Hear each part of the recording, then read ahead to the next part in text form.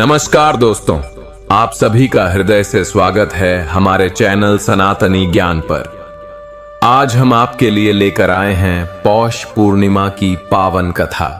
शास्त्रों में कहा गया है कि पौष पूर्णिमा के दिन जो मनुष्य श्रद्धा और विश्वास के साथ इस कथा को सुनता है, उसके जीवन में आने वाले दुख, कष्ट और बाधाएं धीरे धीरे स्वयं ही समाप्त होने लगती हैं। उस रात चांद कुछ अलग ही था, पूरा गोल, ठंडे आसमान में स्थिर, लेकिन उसकी रोशनी में एक अनकही बेचैनी छुपी हुई थी। जैसे वह केवल धरती को उजाला नहीं दे रहा, बल्कि किसी के भाग्य का लेखा जोखा भी देख रहा हो। पौष मास की वह पूर्णिमा थी, वही रात जिसके बारे में शास्त्र कहते हैं कि उस दिन चंद्रदेव केवल आकाश में नहीं रहते, बल्कि मनुष्य के कर्मों के द्वार पर भी खड़े होते हैं। बहुत समय पहले गंगा के किनारे बसे एक छोटे से गांव में हरिदत्त नाम का एक निर्धन ब्राह्मण रहता था।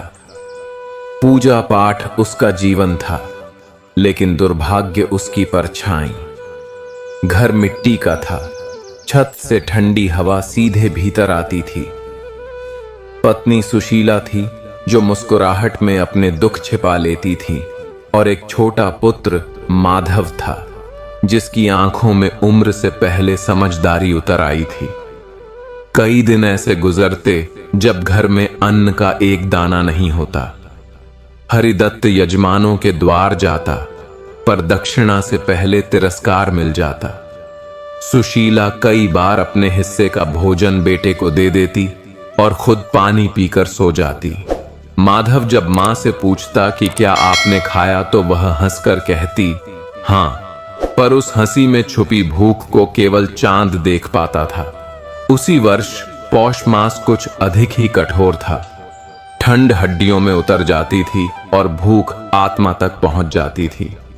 एक दिन जब घर में कुछ भी नहीं बचा था, शाम ढलते समय मंदिर से शंखनाद हुआ और पुजारी की आवाज गांव में गूंज उठी कि कल पौष पूर्णिमा है। जो श्रद्धा से व्रत करेगा उसके जीवन के दुख कटेंगे। यह सुनकर सुशीला का हृदय कांप उठा, क्योंकि व्रत के लिए सामग्री नहीं, बस विश्वास था। उस रात माधव भूख से सो नहीं पाया। वह आंगन में बैठकर चांद को देखता रहा और मासूम स्वर में मां से पूछ बैठा कि क्या चांद भी कभी भूखा रहता है।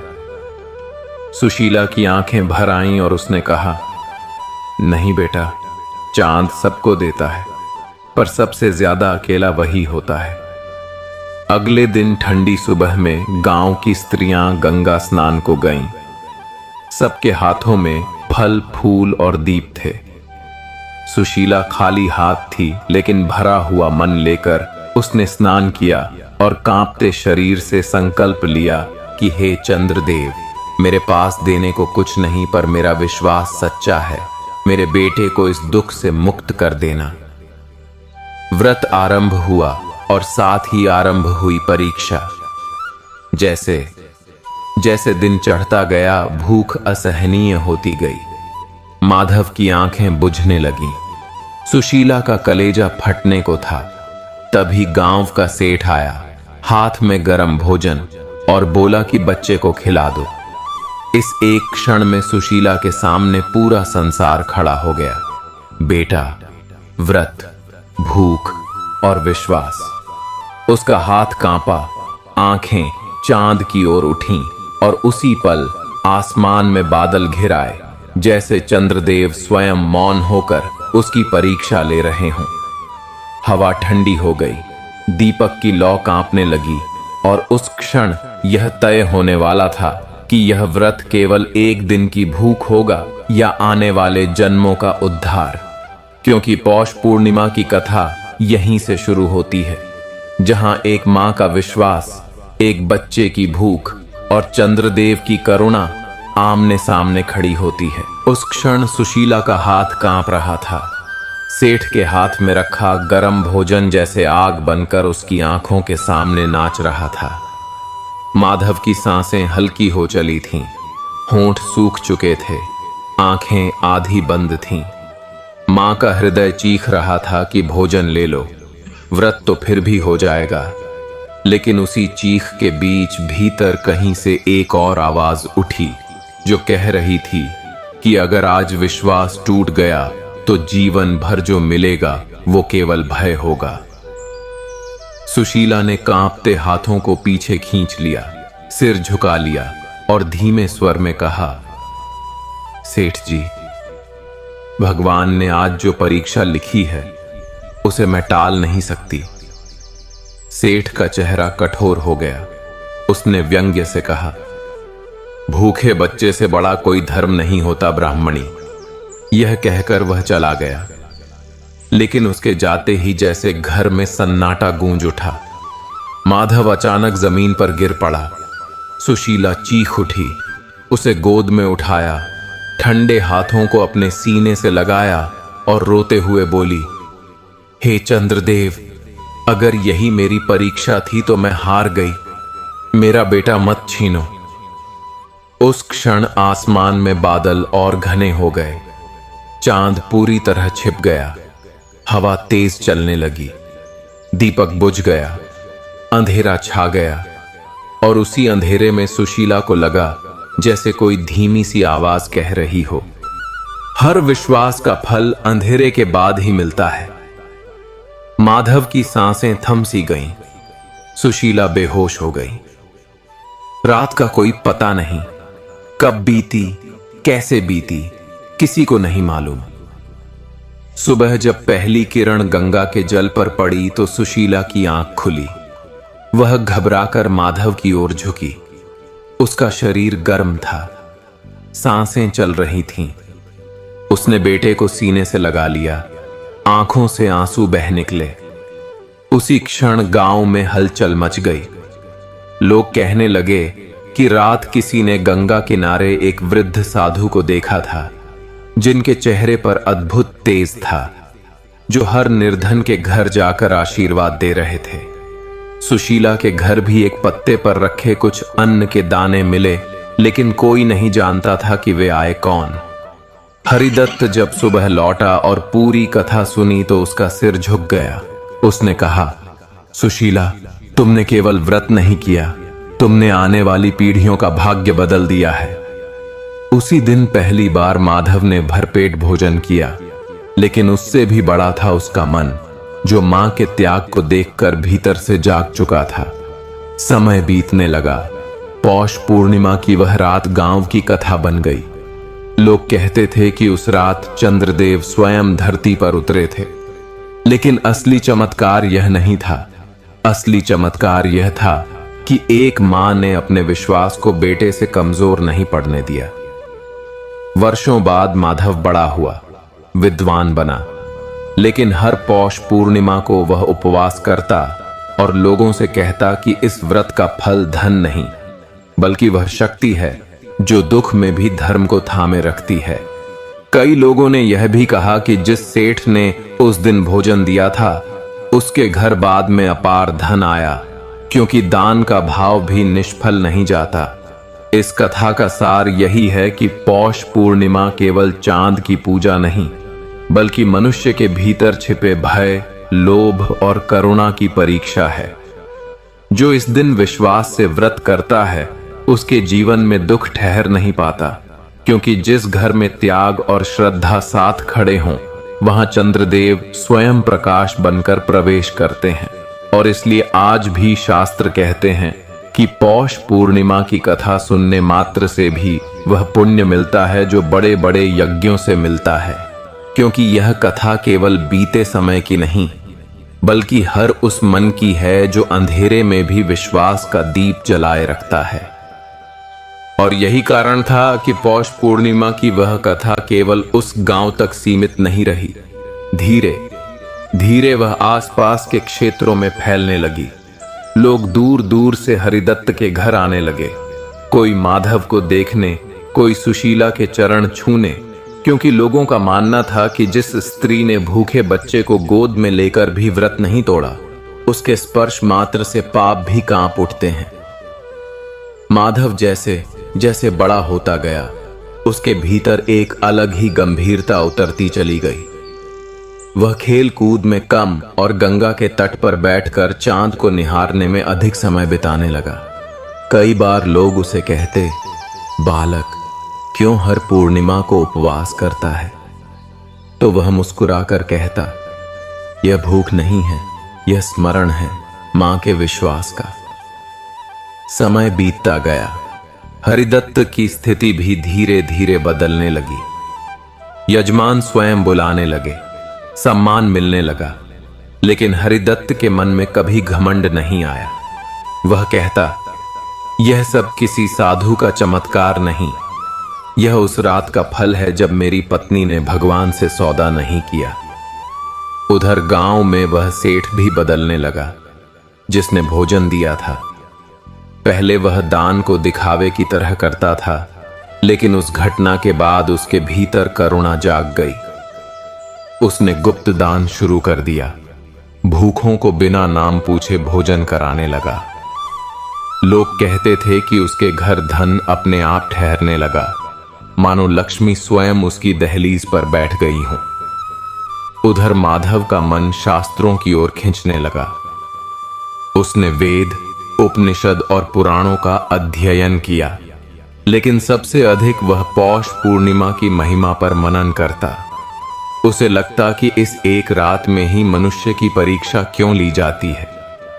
एक बार उसने एक वृद्ध ऋषि से यही प्रश्न किया। ऋषि मुस्कुराए और बोले, क्योंकि इस रात चंद्रदेव मन का राजा होता है और मन ही सबसे बड़ा शत्रु भी है और मित्र भी।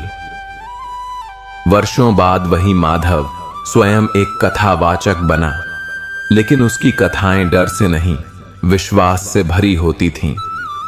वह लोगों से कहता, व्रत का अर्थ भूखा रहना नहीं, व्रत का अर्थ है इच्छा को रोक पाना, लोभ के सामने झुकने से इनकार कर पाना। उसकी वाणी में ऐसी शक्ति थी कि लोग रो पड़ते थे। कई स्त्रियां उसकी कथा सुनकर पौष पूर्णिमा का व्रत रखने लगीं। किसी ने संतान के लिए, किसी ने शांति के लिए, किसी ने केवल आस्था के लिए, और धीरे धीरे यह व्रत एक परंपरा बन गया। हर वर्ष पौष मास आते ही लोग उस रात को याद करने लगे जब एक मां बेहोश पड़ी थी और चंद्रदेव बादलों में छिपे थे। शास्त्रों में भी कहा गया कि पौष पूर्णिमा का व्रत करने से चंद्र दोष शांत होता है, लेकिन माधव कहता, दोष तब शांत होता है जब मन शांत होता है। उसके जीवन के अंतिम वर्षों में एक बार फिर वही चांद पूरी आभा के साथ निकला। माधव गंगा किनारे बैठा था, आंखें बंद, मन शांत। लोगों ने देखा कि उसके चेहरे पर वही तेज था जो कभी उस रहस्यमय साधु के चेहरे पर देखा गया था। कुछ लोगों ने तो यहां तक कहा कि माधव ही उस साधु का अंश था। लेकिन सत्य जो भी हो, यह कथा आज भी इसलिए जीवित है क्योंकि यह हमें सिखाती है कि ईश्वर सबसे पहले विश्वास की परीक्षा लेता है, चमत्कार बाद में करता है। पौष पूर्णिमा का व्रत केवल एक तिथि नहीं, वह रात है जब अंधेरे में खड़ा मनुष्य यह तय करता है कि वह प्रकाश का इंतजार करेगा या तुरंत समाधान चुन लेगा। और जो प्रतीक्षा कर लेता है, उसके जीवन में चंद्रदेव केवल आकाश में नहीं, उसके हृदय में भी उतर आते हैं। इसलिए कहा गया है कि इस कथा को सुनने वाला कभी अकेला नहीं होता, क्योंकि अंधेरे के बाद प्रकाश अवश्य आता है और विश्वास कभी व्यर्थ नहीं जाता। यही सत्य धीरे धीरे उस गांव के जीवन का आधार बन गया। हर पौष पूर्णिमा की रात लोग अपने घरों के बाहर दीप जलाने लगे, केवल परंपरा निभाने के लिए नहीं, बल्कि उस मौन प्रतीक्षा को याद करने के लिए जो सुशीला ने की थी। वह प्रतीक्षा जो भूख से बड़ी थी और भय से भी। समय के साथ यह कथा केवल एक व्रत कथा नहीं रही, बल्कि जीवन जीने की विधि बन गई। माएं अपने बच्चों को सुलाते समय यह कहानी सुनाने लगीं कि कैसे एक रात ने कई जन्मों का भाग्य बदल दिया। बच्चे चांद की ओर देखकर हाथ जोड़ लेते और मन ही मन कुछ न कुछ मांगते, पर उन्हें यह भी सिखाया जाता कि मांग से पहले प्रतीक्षा करना सीखो, क्योंकि प्रतीक्षा ही विश्वास की पहली सीढ़ी है। वर्षों बाद जब हरिदत्त और सुशीला वृद्ध हो गए, उनके चेहरे पर संतोष की वही शांति थी जो केवल तप से आती है। उनके घर में धन अधिक नहीं था, लेकिन अभाव भी नहीं रहा, और सबसे बड़ा धन था लोगों का विश्वास। लोग अपने दुख लेकर उनके पास आते और सुशीला बस इतना कहती, दुख तब तक दुख है जब तक तुम उसे भगवान की परीक्षा समझते हो। जिस दिन उसे प्रसाद मान लोगे, उसी दिन वह हल्का हो जाएगा। माधव ने जब गृहस्थ जीवन अपनाया, तब भी पौष पूर्णिमा का व्रत नहीं छोड़ा। उसकी पत्नी ने भी उसी श्रद्धा से व्रत अपनाया, और उनके बच्चे इस कथा के साथ बड़े हुए। ऐसा कहा जाता है कि जिस घर में 3 पीढ़ियां पौष पूर्णिमा का व्रत करती हैं, वहां दरिद्रता टिक नहीं पाती। लेकिन माधव हमेशा यह जोड़ देता था कि व्रत का फल तभी मिलता है जब मन का अहंकार भूखा रहे। कई बार लोग उससे पूछते कि क्या सच में उस रात चंद्रदेव धरती पर आए थे, तो वह मुस्कुराकर कहता, अगर चंद्रदेव नहीं आए होते तो क्या एक मां का मन इतना मजबूत हो पाता? और यही प्रश्न लोगों को भीतर तक हिला देता था। समय बदला, युग बदले, लेकिन यह कथा श्वास की तरह चलती रही। किसी ने इसे पुराण में जोड़ा, किसी ने लोक कथा बना दिया, पर सार वही रहा कि जब समाधान तुरंत सामने हो और वह धर्म के विपरीत हो, तब उसे ठुकराने का साहस ही सच्चा व्रत है। कई बार ऐसा हुआ कि लोग पौष पूर्णिमा का व्रत रखते हुए कठिन परिस्थितियों में फंस गए। किसी के घर बीमारी आई, किसी का व्यापार रुका, किसी को अपमान सहना पड़ा, और तब उन्हें यह कथा याद आई कि अंधेरे में ही विश्वास की जांच होती है, उजाले में तो हर कोई ईश्वर को याद करता है। कथा कहती है कि उस एक रात में मनुष्य का मन, उसकी इच्छाएं और उसका डर सब सामने आ जाते हैं, और चंद्रदेव उन्हें देखकर मौन रहते हैं, क्योंकि उत्तर मनुष्य को स्वयं देना होता है। यही कारण है कि शास्त्रों में पौष पूर्णिमा को मन की पूर्णिमा कहा गया है। जब मन यदि पूर्ण विश्वास से भर जाए, तो जीवन में कोई शून्य नहीं रहता। धीरे धीरे इस कथा से जुड़े छोटे छोटे चमत्कार भी सुनाई देने लगे।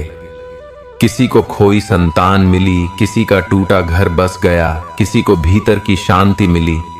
लेकिन हर चमत्कार से पहले एक कठिन रात अवश्य आई, जिससे यह स्पष्ट हुआ कि ईश्वर सीधे वरदान नहीं देता, वह पहले मन को तैयार करता है। यही कथा का सबसे गूढ़ रहस्य है कि चंद्रदेव प्रकाश देते हैं, लेकिन मार्ग नहीं बताते। मार्ग स्वयं चुनना पड़ता है, और जब कोई चुन लेता है तो उसका जीवन कथा बन जाता है। जैसे सुशीला का जीवन बना, जैसे माधव का बना, और जैसे हर उस व्यक्ति का बन सकता है जो पौष पूर्णिमा की रात केवल व्रत ही नहीं बल्कि धैर्य भी रखता है। इसलिए कहा गया कि इस कथा को सुनने वाला कभी अकेला नहीं होता, क्योंकि जब भी वह अंधेरे में घिरता है, उसे याद आता है कि किसी और ने भी ऐसा अंधेरा देखा था और वह टूट नहीं गया। यही स्मरण मनुष्य को भीतर से थाम लेता है। इसीलिए आज भी जब पौष पूर्णिमा की रात चांद बादलों में छिपता है, तो बुजुर्ग कहते हैं, डरो मत, यह परीक्षा की घड़ी है। चमा मता का सादस का तापता का तेरा। और जब चांद बादलों से निकल आता है तो कहा जाता है, देखो विश्वास जीत गया। और यही पौष पूर्णिमा की कथा का जीवित सत्य है, जो काल के साथ पुरानी नहीं होती बल्कि हर पीढ़ी में नया अर्थ लेकर जन्म लेती है। और यही जीवित सत्य धीरे धीरे समय की धूल में दबा नहीं बल्कि और अधिक उज्जवल होता चला गया, जब हर पीढ़ी ने इसे अपने जीवन के अनुभवों से जोड़ लिया। किसी के लिए यह कथा भूख की थी, किसी के लिए अपमान की, किसी के लिए प्रतीक्षा की, और किसी के लिए टूटते विश्वास को फिर से जोड़ने की। समय आया जब वह गांव भी बदल गया। मिट्टी के घर पक्के हो गए, रास्ते चौड़े हो गए, पर पौष पूर्णिमा की रात अब भी वही ठंडी रहती थी। वही चांद निकलता था और वही मौन परीक्षा दोहराई जाती थी। बस रूप बदल जाते थे। किसी के सामने धन का लोभ आता, किसी के सामने क्रोध, किसी के सामने झूठा सहारा। और हर बार यह कथा मन में एक धीमी सी आवाज बनकर उठती कि जो तुरंत समाधान दिखे वह हमेशा उद्धार नहीं होता। कई वर्षों बाद माधव ने अपनी अंतिम पौष पूर्णिमा देखी। वह बहुत वृद्ध हो चुका था, शरीर दुर्बल था, पर आंखों में वही शांति थी जो उस रात उसकी मां की आंखों में थी। वह गंगा के किनारे बैठा था। चारों ओर शिष्य और गांव के लोग थे। चांद धीरे धीरे आकाश में ऊपर उठ रहा था। माधव ने धीमे स्वर में कहा, आज मैं तुम्हें कोई नई कथा नहीं सुनाऊंगा, क्योंकि जीवन स्वयं कथा बन चुका है। उसने सबको बस इतना ही कहा कि जब भी जीवन तुम्हें तुरंत राहत देने वाला मार्ग दिखाए और तुम्हारा मन कहे कि यही सही है, तब एक पल रुक जाना। उस पल में ही चंद्रदेव तुम्हारे भीतर उतरते हैं। यह कहकर उसने आंखें बंद कर लीं और लोगों का कहना था कि उस रात चांद असाधारण रूप से उज्जवल था, जैसे किसी ने आकाश में दीप जला दिया हो। माधव के जाने के बाद भी यह कथा समाप्त नहीं हुई, बल्कि और गहरी हो गई, क्योंकि अब इसमें त्याग के साथ स्मृति भी जुड़ गई थी। लोग पौष पूर्णिमा की कथा सुनते समय केवल सुशीला को नहीं, माधव को भी याद करने लगे। एक मां और एक पुत्र, दोनों ने अपने अपने समय में विश्वास की रक्षा की थी। धीरे धीरे शास्त्रों में इस कथा का फल भी बताया जाने लगा। कहा गया कि जो व्यक्ति पौष पूर्णिमा की रात श्रद्धा से यह कथा सुनता है या सुनाता है, उसके जीवन में आने वाले मानसिक अंधकार कटने लगते हैं। घर में कलह कम होती है, निर्णय शक्ति प्रबल होती है और मनुष्य संकट में भी सही मार्ग चुन पाता है। लेकिन साथ ही यह भी कहा गया कि इस कथा का फल केवल सुनने से नहीं बल्कि समझने से मिलता है, क्योंकि यह कथा किसी एक दिन के व्रत की नहीं बल्कि हर दिन के संयम की शिक्षा देती है। आज के युग में जब मनुष्य के सामने हर समस्या का तुरंत समाधान उपलब्ध है, जब धैर्य सबसे कठिन तब बन चुका है, तब पौष पूर्णिमा की यह कथा और भी प्रासंगिक हो जाती है। यह हमें याद दिलाती है कि हर अंधेरा हटाने के लिए दिया तुरंत नहीं जलाया जाता। कभी कभी अंधेरे में बैठकर प्रतीक्षा करना ही सबसे बड़ा प्रकाश बन जाता है। यही कारण है कि बुजुर्ग आज भी कहते हैं कि अगर जीवन में बहुत कुछ होते हुए भी मन अशांत है, तो एक बार पौष पूर्णिमा की रात चांद को निहार कर इस कथा को स्मरण करो, क्योंकि यह कथा मनुष्य को बाहर से नहीं भीतर से समृद्ध करती है। अंत में शास्त्र यही कहते हैं कि जैसे सुशीला ने अपने विश्वास को थामा, जैसे माधव ने उस विश्वास को जीवन भर जिया, वैसे ही जो भी इस कथा को सुनकर अपने भीतर धैर्य, संयम और करुणा को स्थान देता है, उसके जीवन में चंद्रदेव केवल आकाश में नहीं बल्कि उसके विचारों में भी उजाला भर देते हैं। और तब न तो वह अकेला रहता है, न भयभीत, क्योंकि उसे ज्ञात हो जाता है कि अंधेरे के बाद प्रकाश निश्चित है। और यही पौष पूर्णिमा की कथा का अंतिम सत्य, अंतिम संदेश और पूर्ण फल है कि विश्वास कभी व्यर्थ नहीं जाता, प्रतीक्षा कभी खाली नहीं होती, और जो मनुष्य धर्म के मार्ग पर ठहरना सीख लेता है, उसका जीवन स्वयं एक पावन कथा बन जाता है। और जब यह सत्य मनुष्य के भीतर उतर जाता है, तब जीवन की गति बदलने लगती है। तब वह हर परिस्थिति को केवल सुख दुख की कसौटी पर नहीं तौलता, बल्कि उसे आत्मा की यात्रा का एक पड़ाव मानने लगता है। यही कारण था कि माधव की कथा केवल उसकी मृत्यु के साथ समाप्त नहीं हुई, बल्कि उसके जाने के बाद भी लोगों के जीवन में घटित होने लगी। कोई जब कठिन निर्णय के सामने खड़ा होता तो उसे माधव के शब्द याद आते। कोई जब अधीर होकर त्वरित समाधान चुनने को होता तो सुशीला की मौन प्रतीक्षा उसकी आंखों के सामने आ खड़ी होती।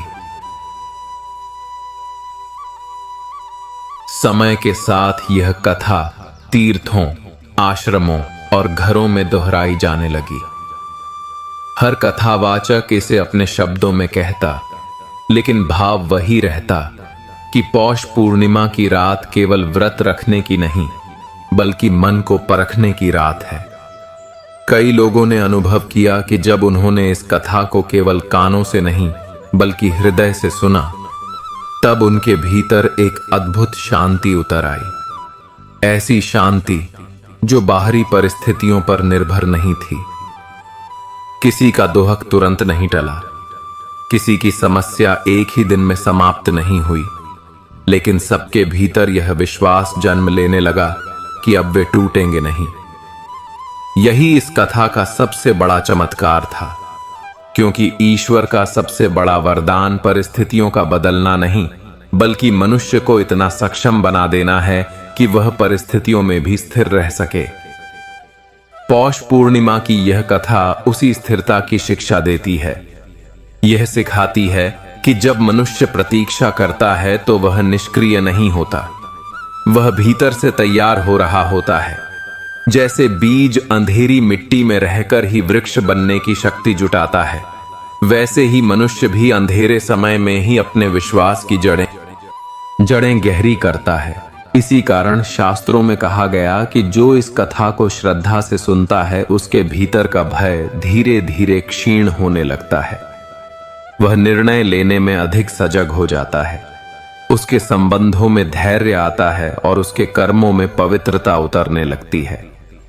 समय के साथ यह भी देखा गया कि पौष पूर्णिमा की रात कथा सुनने वाले लोग केवल अपने लिए नहीं बल्कि दूसरों के लिए भी अधिक करुणामय हो जाते हैं, क्योंकि जिसने स्वयं प्रतीक्षा का फल चखा हो, वह किसी और की प्रतीक्षा का उपहास नहीं कर सकता। यही कारण है कि यह कथा समाज को भी बदलती है। यह केवल व्यक्ति को नहीं बल्कि पूरे वातावरण को अधिक सौम्य बना देती है। गांव के जिस आंगन में कभी भूख और सन्नाटा था, वहां अब हर वर्ष पौष पूर्णिमा की रात दीप जलते हैं। स्त्रियां चंद्रदेव को अर्घ्य देती हैं और मन ही मन सुशीला को स्मरण करती हैं। पुरुष अपने बच्चों को यह कथा सुनाते हैं ताकि वे जान सकें कि शक्ति केवल बाहुबल में नहीं बल्कि संयम में भी होती है। बच्चे जब इस कथा को सुनते हैं तो उनके भीतर भी यह बीज पड़ जाता है कि हर इच्छा तुरंत पूरी होना आवश्यक नहीं। यही बीज आगे चलकर उन्हें विवेकशील बनाता है। इस प्रकार पौष पूर्णिमा की यह कथा पीढ़ी दर पीढ़ी केवल शब्दों में नहीं बल्कि संस्कारों में बहती चली जाती है। अंत में शास्त्र यही कहते हैं कि यदि किसी मनुष्य को यह जानना हो कि वह सही मार्ग पर है या नहीं, तो वह स्वयं से यह प्रश्न करे कि क्या वह प्रतीक्षा कर सकता है, क्या वह धर्म के लिए कुछ समय रुक सकता है, क्योंकि जो रुकना सीख लेता है वही वास्तव में आगे बढ़ता है। और यही पौष पूर्णिमा की कथा का गूढ़तम संदेश है कि जीवन में हर बार तुरंत निर्णय लेना बुद्धिमानी नहीं, कभी कभी मौन रहना, प्रतीक्षा करना और ईश्वर पर भार छोड़ देना ही सबसे बड़ा ज्ञान बन जाता है। इसलिए यह कथा केवल एक पर्व से जुड़ी नहीं बल्कि जीवन के हर उस क्षण से जुड़ी है जहां मनुष्य अधीर होता है। और जब भी ऐसा क्षण आता है, यदि इस कथा का स्मरण कर लिया जाए तो चंद्रदेव की शीतलता मन में उतर आती है, मन शांत हो जाता है और उसी शांति से सही मार्ग प्रकट होता है। यही कारण है कि कहा गया है कि पौष पूर्णिमा की कथा सुनने वाला कभी अकेला नहीं होता, क्योंकि उसके साथ अनुभवों की पूरी परंपरा खड़ी हो जाती है। सुशीला का त्याग, माधव का संयम और अनगिनत अनदेखे भक्तों की प्रतीक्षा उसके साथ चलने लगती है। और अंततः मनुष्य यह समझ जाता है कि जीवन की सबसे बड़ी विजय किसी संकट को हराना नहीं बल्कि स्वयं को टूटने से बचा लेना है। और जब यह समझ आ जाती है, तब जीवन स्वयं एक साधना बन जाता है, एक व्रत बन जाता है और वही जीवन ईश्वर को सबसे प्रिय होता है। इसी के साथ यह पावन कथा अपने शब्दों में भले ही विराम ले, लेकिन अपने अर्थ में कभी समाप्त नहीं होती, क्योंकि जब तक मनुष्य के भीतर विश्वास जीवित है, तब तक पौष पूर्णिमा की यह कथा भी जीवित रहेगी, शाश्वत, शांत और प्रकाशमान। ठीक उस पूर्ण चंद्रमा की तरह जो हर वर्ष आकाश में आता है और मनुष्य को याद दिलाता है कि अंधेरे के बाद प्रकाश अवश्य आता है। और इसी शाश्वत प्रकाश के साथ एक और कथा समय के पन्नों में अंकित हुई, जो उसी परंपरा से जन्मी थी। माधव के देहांत के कई वर्षों बाद उसी क्षेत्र में एक और गांव था, जहां एक युवक रहता था जिसका नाम केशव था। केशव के जीवन में बाहरी अभाव नहीं था, धन था, साधन थे, सम्मान था, लेकिन भीतर एक अजीब सी अशांति थी। वह हर निर्णय जल्दी लेता था, हर समस्या का तुरंत हल चाहता था, और जब परिणाम उसके मन के अनुसार नहीं आते तो क्रोध और निराशा से भर जाता। उसी गांव में एक वृद्धा रहती थी, जो हर पौष पूर्णिमा को दीप जलाकर चंद्रदेव को अर्घ्य देती और माधव व सुशीला की कथा सुनाया करती थी। एक बार केशव ने उससे व्यंग्य में कहा कि आज के समय में इन कथाओं से क्या मिलता है। वृद्धा मुस्कुराई और बोली, बेटा, जो तुरंत मिलता है वह हमेशा टिकता नहीं। केशव हंस पड़ा, लेकिन उसी वर्ष उसके जीवन में ऐसा संकट आया जिसने उसके भीतर की सारी जल्दबाजी को उजागर कर दिया। उसका व्यापार अचानक ठप हो गया, मित्र साथ छोड़ने लगे और जिन साधनों पर उसे घमंड था वही बोझ बन गए। वह समाधान खोजता फिरा, हर दरवाजा खटखटाया, लेकिन जितना वह जल्दी करता उतनी ही उलझन बढ़ती गई। अंततः उसी पौष पूर्णिमा की रात निराश और थका हुआ वह गंगा के तट पर जा बैठा, वही तट जहां कभी माधव बैठा करता था। ठंडी हवा चल रही थी, चंद्रमा बादलों में छिपा था, और पहली बार केशव को उस अंधेरे का अनुभव हुआ जिसमें समाधान नहीं, केवल प्रतीक्षा होती है। उसे वृद्धा की बात याद आई और अनायास ही उसके मुंह से निकल पड़ा कि यदि सच में कोई मार्ग है तो मुझे धैर्य देना। उसी क्षण उसके भीतर कुछ टूट गया, लेकिन उसी टूटन में पहली बार शांति भी उतरी। उसने तय किया कि वह उस रात कोई निर्णय नहीं लेगा, कोई दौड़ नहीं लगाएगा, बस प्रतीक्षा करेगा। सुबह तक कुछ नहीं बदला, पर भीतर कुछ बदल चुका था। अगले दिनों में उसने अपने कार्य को संयम से धीरे धीरे पुनः आरंभ किया, बिना क्रोध, बिना अधीरता। और आश्चर्य यह था कि परिस्थितियां भी उसी गति से बदलने लगीं। कुछ समय बाद जब वह फिर उसी वृद्धा से मिला तो उसने चरण छूकर कहा, अब मैं समझ गया हूं कि कथा क्या सिखाती है। वृद्धा ने कहा, तुमने कथा नहीं, उसका अर्थ जिया है। और यही पौष पूर्णिमा की परंपरा है, क्योंकि हर युग में सुशीला बदल जाती है, माधव बदल जाता है, लेकिन परीक्षा वही रहती है, क्या तुम अंधेरे में भी विश्वास रख सकते हो।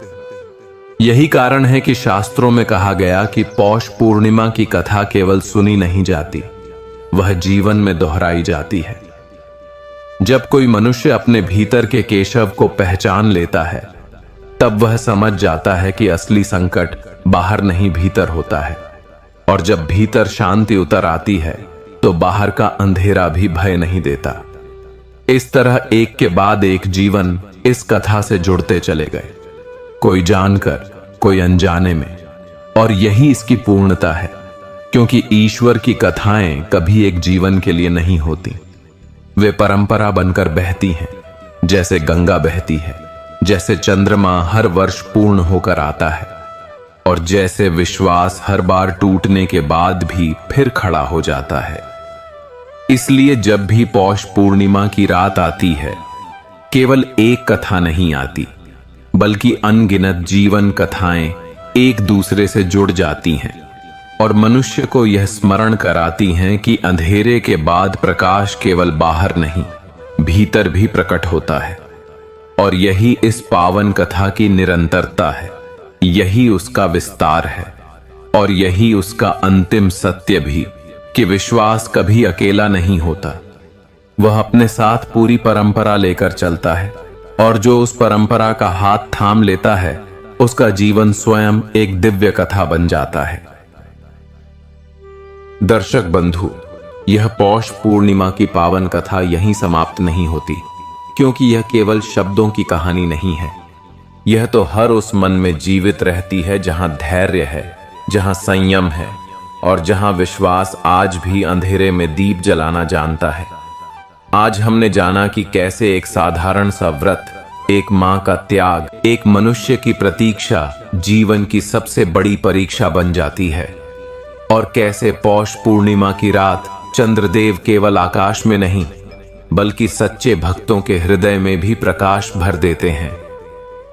दर्शक बंधु, कितनी भी ठंडी रात क्यों न हो, कितना भी गहरा अंधेरा क्यों न छा जाए, यदि मन में श्रद्धा अडिग है और धर्म का मार्ग थामा हुआ है, तो ईश्वर स्वयं अपने भक्तों की रक्षा करते हैं, जैसे उन्होंने इस कथा में की। यदि इस पौष पूर्णिमा की कथा ने आपके मन को स्पर्श किया हो, यदि आपके भीतर भी विश्वास की लौ थोड़ी सी और प्रज्वलित हुई हो, तो हम आपसे विनम्र निवेदन करते हैं, इस पावन कथा को लाइक करें, चैनल सनातनी ज्ञान को सब्सक्राइब करें और बेल आइकन अवश्य दबाएं, क्योंकि भक्ति बांटने से बढ़ती है और कथा सुनने से आत्मा जागृत होती है। हम फिर मिलेंगे एक और दिव्य कथा के साथ, एक नई सीख के साथ और सनातन धर्म के एक और रहस्यपूर्ण प्रकाश के साथ। तब तक के लिए पौष पूर्णिमा के चंद्रदेव आपके जीवन से दुख दूर करें, आपके मन को शांति दें और आपके घर में सुख समृद्धि बनाए रखें। जय चंद्रदेव, जय माता लक्ष्मी, जय सनातन धर्म।